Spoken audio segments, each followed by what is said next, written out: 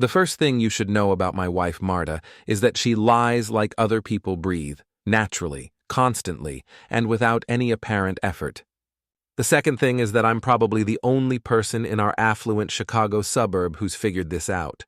Everyone else still thinks she's charming. I'm Dave Becker, 41 years old, and until 3 weeks ago I thought I had a pretty good life. Nice house in Elmwood Heights, 2 kids who mostly tolerate me, and a wife who runs her own advertising agency. I manage accounts at a mid-sized investment firm, nothing glamorous, but it pays the bills and then some. Blue-collar roots, white-collar present. The American dream, right? Wrong. It was a Thursday evening when everything started unraveling. I was in the kitchen making my famous, and by famous I mean edible, spaghetti carbonara, when Marta walked in with that particular smile she wears when she's about to drop a bomb. "Dave, honey, we need to talk about something important." I should have known right then. In 17 years of marriage, conversations that start with "we need to talk" never end well. But I kept stirring the pasta like an idiot. "Sure, what's up?" She leaned against the granite countertop, perfectly manicured fingers drumming against the surface. "I've been thinking about our financial situation." "Our financial situation is fine, Marta. Better than fine, actually." "That's exactly the problem." She paused for dramatic effect. Everything with Marta is theater. "We're too financially intertwined. If something happened to one of us, or if we ever decided to restructure our relationship, it would be messy." Restructure our relationship. Who talks like that about their marriage?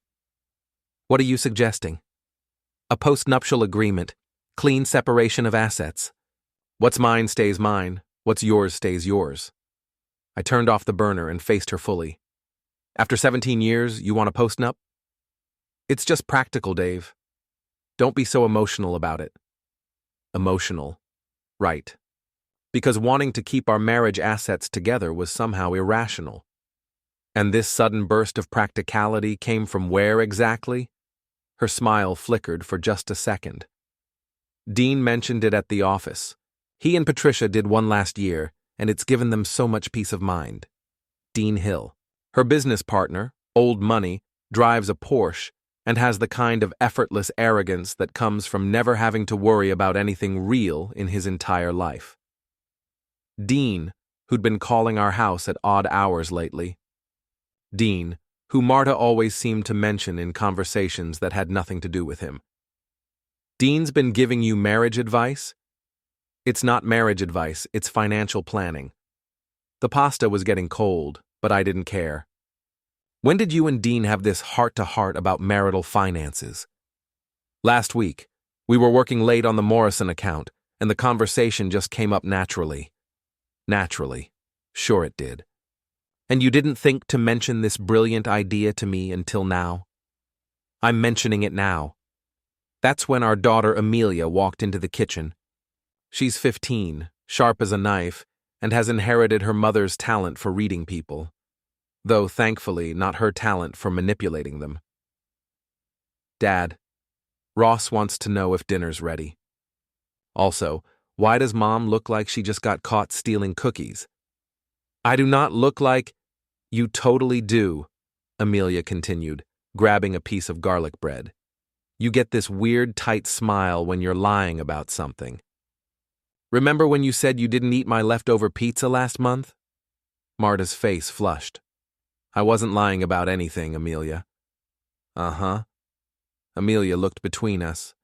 "So, what are you guys fighting about this time?" "We're not fighting," I said. "Your mother just suggested we get a post-nup." "A what now?" "A post-nuptial agreement. It means—" "I know what it means, Dad. I'm not 12. Amelia studied her mother with those sharp eyes. "That's weird, Mom." "Why would you want that?" "It's not weird, it's responsible." "It's weird," Amelia repeated. "Unless—" She paused, and I could practically see the gears turning in her head. Oh, that's why you've been so secretive about your phone lately." The kitchen went dead silent, except for the sound of the refrigerator humming. "What do you mean, secretive?" I asked. Amelia looked at her mother, then at me. She keeps her phone face down all the time now, and she takes it with her everywhere, even to the bathroom. Amelia, that's enough, Marta snapped. I'm just saying it's suspicious behavior. Like textbook suspicious. My daughter, the inadvertent detective. Go get your brother for dinner, Marta said through gritted teeth. After Amelia left, I turned back to my wife. Want to explain the phone thing? There's nothing to explain. I keep my phone face down because I don't want to be distracted by notifications during family time. Since when? Since always. Marta, you used to check your phone every 30 seconds during dinner. You once answered a work call while we were at Ross's parent-teacher conference. People change, Dave. Yeah, they do. We ate dinner in uncomfortable silence, broken only by Ross complaining about his chemistry teacher and Amelia making pointed observations about how nobody was talking.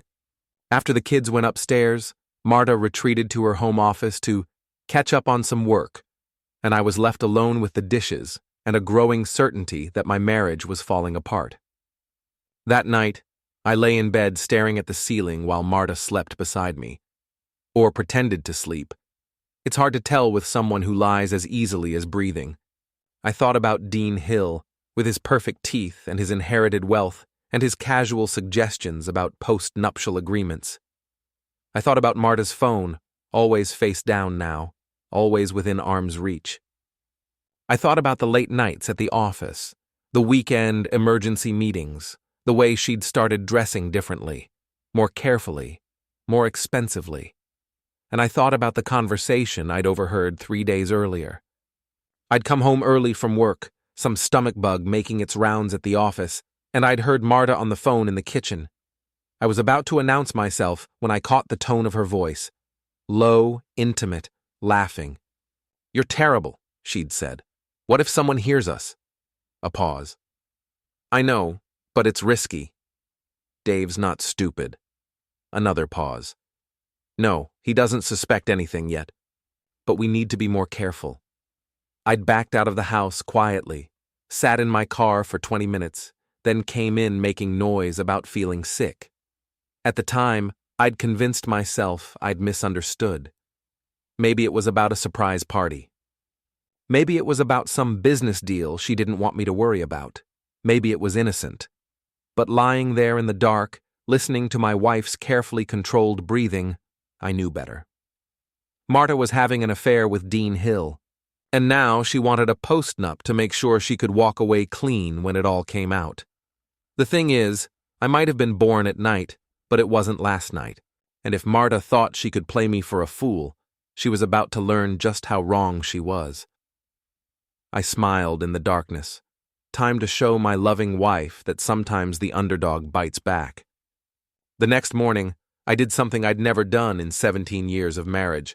I started paying attention. Real attention. The kind that notices when someone claims they're going to the grocery store, but comes back with no groceries. The kind that remembers what time someone said they'd be home versus what time they actually walked through the door. The kind that keeps track of lies. Marta left for work at 8:30, same as always, but not before spending an unusual amount of time on her appearance. New perfume, something expensive and subtle that I didn't recognize. A dress I'd never seen before, navy blue and perfectly tailored. Shoes that probably cost more than my car payment. Big meeting today? I asked casually. Morrison account presentation. You know how important this is. I did know. She'd been talking about the Morrison account for weeks, except when I called her office at lunch to see how it went. Her assistant Jenna told me the Morrison presentation had been moved to next Friday. Strike one. That evening, Marta came home at 9:30, claiming the presentation had run long and the team had gone out to celebrate landing the account. That's great, honey. I'm proud of you. Thanks. I'm exhausted. I think I'll just grab a quick shower and go to bed. Except the Morrison presentation hadn't happened, which meant there was no account to celebrate, which meant my wife had spent the evening somewhere else entirely. Strike two. I started keeping a notebook. Nothing dramatic, just a small journal where I recorded times, dates, and discrepancies. Marta said she was working late on Tuesday, came home smelling like expensive wine and claiming she'd only had coffee. Said she was meeting a client for lunch on Wednesday. Her credit card showed charges at a hotel restaurant downtown, but when I asked about the client meeting, she said they'd met at the office. By Friday, I had a pattern. And by the following Monday, I had a plan. I called in sick to work, something I almost never do, and decided to conduct a little experiment in investigative journalism. If Marta was meeting Dean somewhere, I was going to find out where. At 10:30, I parked across the street from her agency's building and waited. Sure enough, at 11:15, Marta emerged from the lobby. But instead of getting into her car, she walked 2 blocks to where a silver Porsche was waiting. Dean's car. I followed them through downtown Chicago traffic, trying to channel every detective movie I'd ever seen, and mostly just trying not to crash into anything. They weren't making it difficult. They drove straight to the Fairmont Hotel, parked in the valet area, and walked into the lobby like they owned the place. I gave them a 5-minute head start, then followed. The Fairmont's lobby was all marble and crystal, the kind of place that makes you feel underdressed even when you're wearing your best suit. I lurked behind a pillar like some kind of discount private investigator, watching as Marta and Dean talked to the concierge. They were comfortable here, familiar. This wasn't their first visit. I couldn't get close enough to hear their conversation, but I could see their body language, the way Dean's hand rested on the small of Marta's back, the way she leaned into him when she laughed, the way they looked at each other like they shared secrets. They took the elevator to the 12th floor. I sat in the lobby for 2 hours, nursing a $15 coffee and watching the elevator bank. When they finally came down, Marta's hair was different, still perfect, but different, softer, like someone had run their fingers through it. They said goodbye in the lobby with a kiss that lasted just a second too long to be friendly. Strike 3. That evening, Marta came home at her usual time, cheerful and chatty about her day at the office. "How was your day, honey?" "Feeling better." "Much better." "How was work?" "Oh, you know. Same old chaos. Spent most of the day in meetings." "Sounds exhausting." It was. But productive. I'll bet it was productive. Over dinner, I decided to do a little fishing. "Hey, didn't you say Dean was thinking about getting a new car?" "I thought I saw a silver Porsche downtown today that looked like his." Marta's fork paused halfway to her mouth. "Did you?" "I wouldn't know. We didn't really talk about cars today." "Huh. Maybe it wasn't his then. Maybe not." But her hand was shaking slightly as she reached for her water glass. After dinner, while Marta was in the shower, I did something else I'd never done. I looked through her purse. I felt like a creep, but I also felt like a husband who deserved to know if his wife was cheating on him, and what I found made my stomach drop to my shoes. A hotel key card, the Fairmont A receipt for lingerie from a boutique I'd never heard of, and a second phone. A second goddamn phone. It was small, cheap, the kind you buy with cash at a convenience store, the kind you use when you don't want calls showing up on your regular bill. I turned it on, and my hands were actually shaking as I scrolled through the text messages. "Dean, can't wait to see you tomorrow. Room 1247 as usual. Marta. Me too. I'll tell Dave I have a client lunch. Dean. How much longer do you think we can keep this up? Marta. Not much longer. I'm going to talk to him about the post-nup this week. Dean. Good. The sooner we can move forward with our plans, the better. Marta. I know. I just feel guilty sometimes. Dean. Don't. You deserve to be happy. We both do. Marta. You're right. I love you. Dean. I love you too. See you tomorrow. I turned off the phone and put it back exactly where I'd found it, but my hands were shaking so badly I nearly dropped her purse twice. I love you. 17 years of marriage, 2 kids, a mortgage, a life together, And she was texting another man that she loved him. I went into the living room and sat in my chair, the old leather recliner that Marta was always threatening to replace, and tried to figure out what I was feeling. Anger, sure. Hurt, definitely. Betrayal, obviously. But underneath all of that, there was something else. Relief. Because now I knew. Now I had proof. Now I could stop wondering if I was paranoid or imagining things or just being insecure. My wife was cheating on me with her business partner, and they were planning something that required a post-nuptial agreement. The question was, what was I going to do about it? I could confront her. I could demand a divorce. I could take the evidence to a lawyer and try to protect myself financially. Or I could do something else entirely. I could play the game better than they were playing it.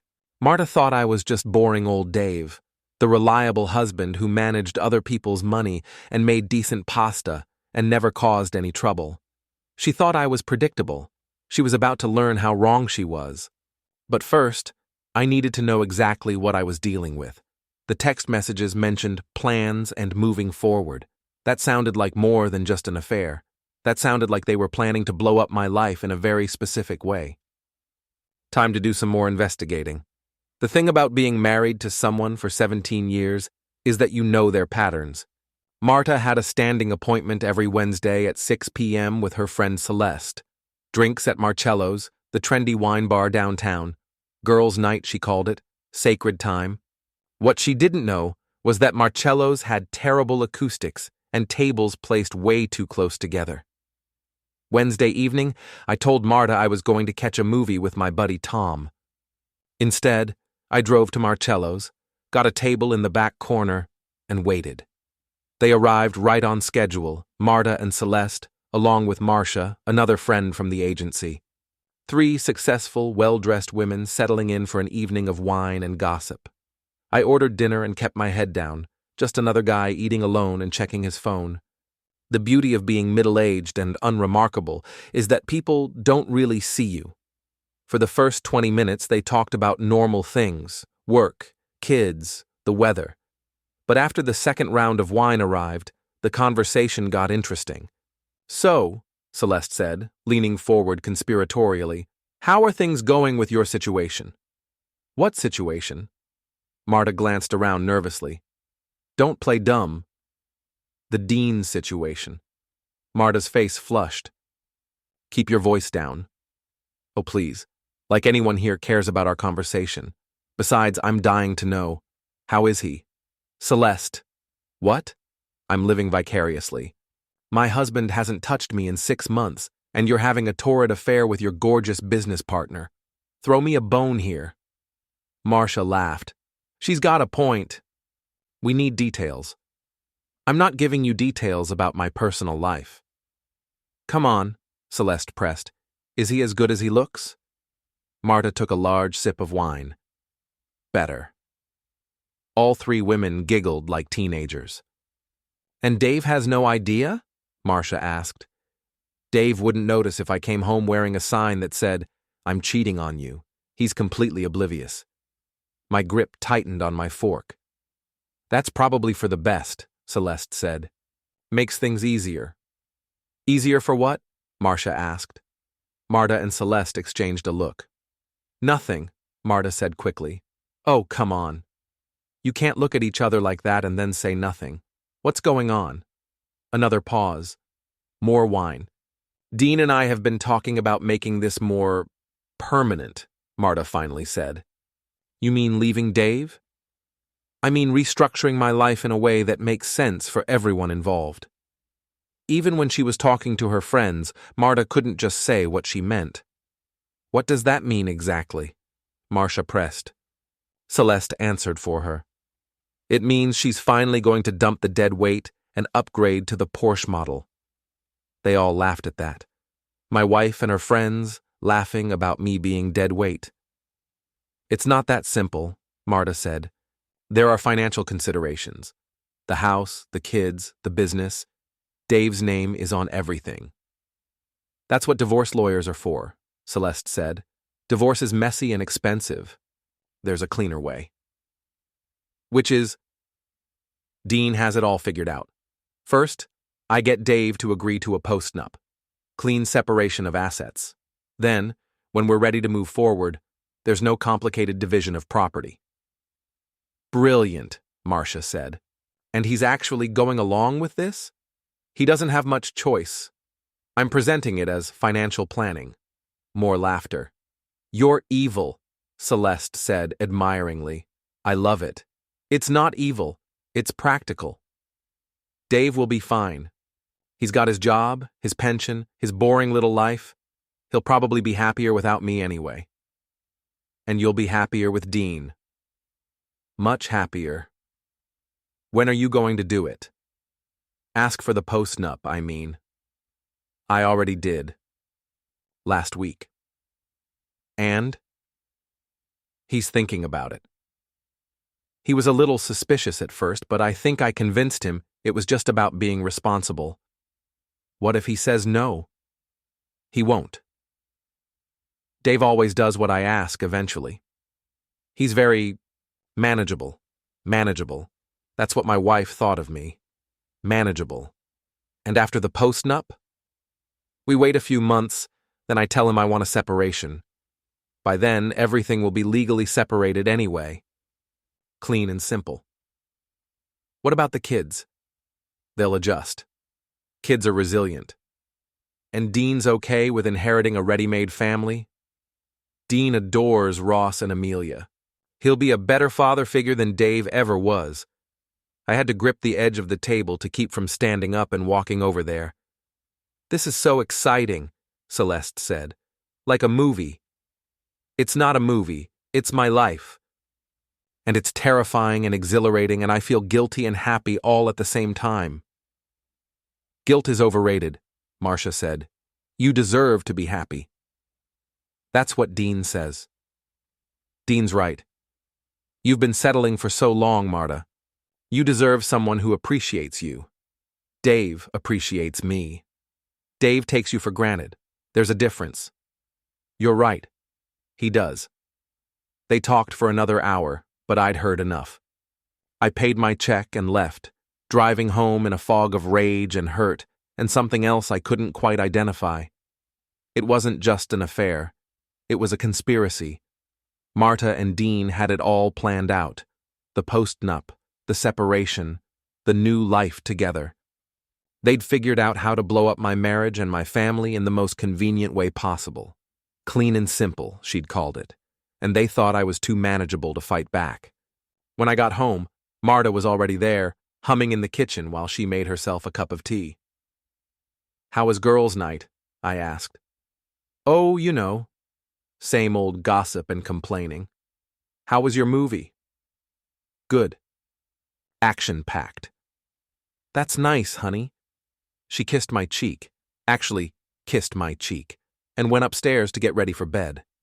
I sat in my chair and thought about everything I'd heard, the casual way they'd talked about destroying my life. The laughter when Celeste called me dead weight. The assumption that I would just go along with whatever Marta wanted because I was manageable. But the thing that stuck with me most was something Marta had said. Dean has it all figured out. Dean was the mastermind here. Dean was the one with the plan. Which meant Dean was the one I needed to deal with first. I pulled out my laptop and started researching. Dean Hill, 44, partner at Brennan and Associates Marketing. Married to Patricia Hill for 12 years, no children, lives in a mansion in Lake Forest, drives a silver Porsche 911, member of the Lakewood Country Club, plays golf every Saturday morning at 8 a.m. I smiled for the first time in hours. Time to have a conversation with Dean. Saturday morning, I did something completely out of character. I showed up at the Lakewood Country Club. I'd never set foot in a country club in my life. The membership fee alone was more than I made in 3 months. But I wasn't there to join. I was there to have a chat with Dean Hill. The thing about places like Lakewood is that they're designed to keep people like me out, but they're also designed around a certain set of assumptions about behavior. Rich people don't make scenes. Rich people handle their problems discreetly. Rich people certainly don't confront each other in public. I was counting on that. I waited in the parking lot until I saw the silver Porsche pull up. Dean got out, dressed in expensive golf clothes, looking like he'd stepped out of a country club catalog. He was talking on his phone, probably to my wife, and he was smiling. I gave him a 5-minute head start, then walked into the clubhouse like I belonged there. The pro shop was busy with the usual Saturday morning crowd, middle-aged men in pastel polo shirts, discussing their handicaps and their stock portfolios. I spotted Dean immediately. He was at the counter, paying for something, still on his phone. "I know, sweetheart. I miss you too, but we have to be patient just a little longer." Sweetheart. My wife was his sweetheart. I walked up behind him and waited. When he ended the call, I tapped him on the shoulder. "Dean Hill?" He turned around, and I had the satisfaction of watching his face go from polite confusion to recognition to something approaching panic.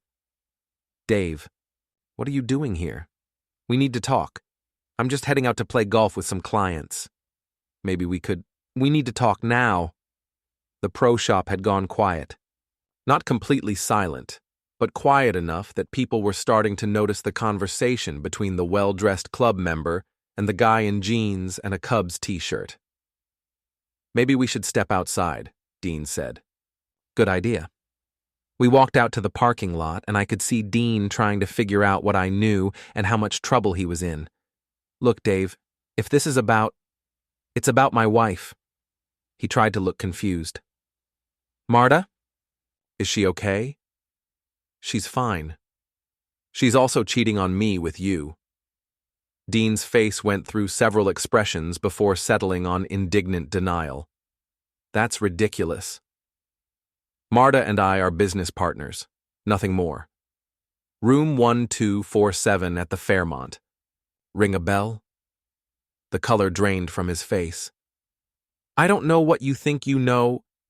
I know you've been screwing my wife for months. I know you convinced her to ask me for a postnup. And I know you think I'm too stupid and manageable to do anything about it." "Dave, listen. No, you listen." I stepped closer, and Dean actually took a step back. "I know about your little plan. Get me to sign away my rights to the house, wait a few months, then Marta asks for a separation. Clean and simple, right? You don't understand. I understand perfectly. You want my wife, my house, and my kids, and you think you can just take them because I'm some boring middle-class guy who won't fight back. It's not like that. What's it like then?" Dean looked around the parking lot, probably hoping one of his golf buddies would come rescue him. "Marta's not happy, Dave. She hasn't been happy for years." "So you decided to help her out? She deserves better. Better than me, you mean?" "I didn't say that. You didn't have to." A group of golfers was walking toward us, and Dean lowered his voice. "Look, this doesn't have to be ugly. Marta still cares about you. We can work something out that's fair to everyone." Fair to everyone. Right. I pulled out my phone and showed him a photo I'd taken of them entering the hotel together.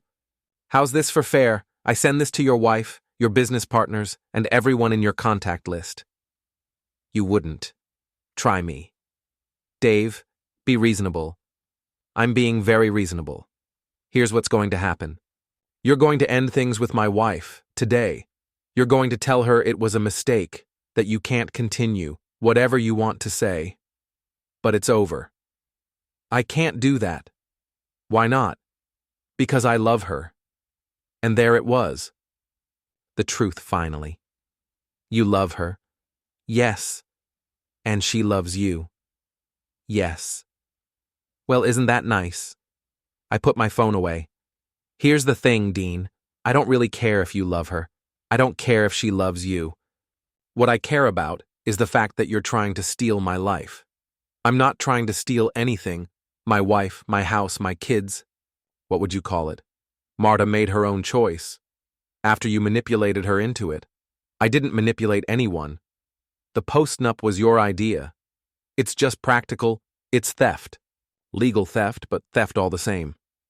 Dean straightened up, trying to regain some dignity. "Look, Dave, I understand you're upset. But this is between you and Marta. Leave me out of it. You put yourself in it when you started sleeping with my wife. What do you want from me? I want you to disappear. I want you to end your partnership with Marta, sell your share of the agency, and get out of our lives. That's insane. I'm not going to destroy my career because you can't handle the fact that your marriage is over. My marriage isn't over. Dave, be realistic. My marriage isn't over because I'm not going to let it be over. And I'm not going to let some entitled rich boy destroy my family because he's bored with his own life.